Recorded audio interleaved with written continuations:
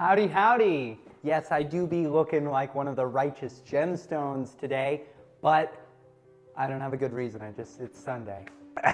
Tomorrow on Turner Classic Movies is Out of Africa, one of the forgotten Best Picture boons of the 80s. This is a Sydney Pollack film with Robert Redford and Meryl Streep.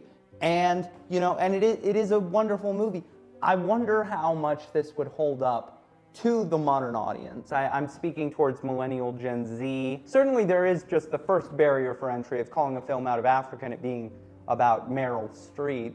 But I think more so it's this interesting nature, this relationship that the coming generations have with films that are based on true stories. I mean, there's so much to explore with these memoirs of Isak Dinesen, aka Karen Blixen. There's so much to explore in that to then hear there's just so many different things that they changed and re-dramatized for the film that they're not really one for one. And I feel like, I don't know where this starts or where this ends, but I feel like just so often, people resent the film that doesn't capture the breadth of the story, when this is truly taking what is someone's experiences and turning it into a romance epic. That was what Roger Ebert said, this is a romantic epic, in the way that we kind of look at the Jane Austen Bonnet films or so forth, or something like A Room with a View that we talked about a little bit recently, the Merchant Ivory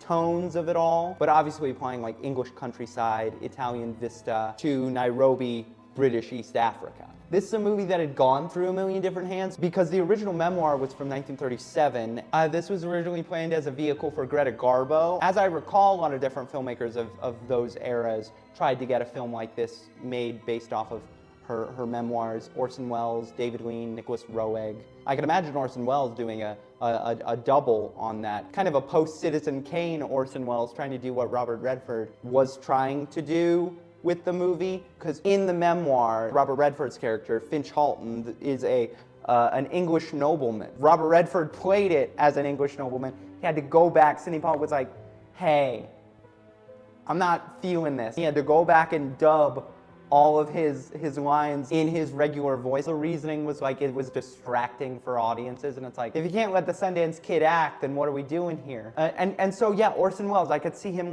playing it. I could kind of see him playing it up in the opposite way to how it's played down here or whatever. Just imagining an early 40s version screams inaccurate, but just for a bunch of different reasons too.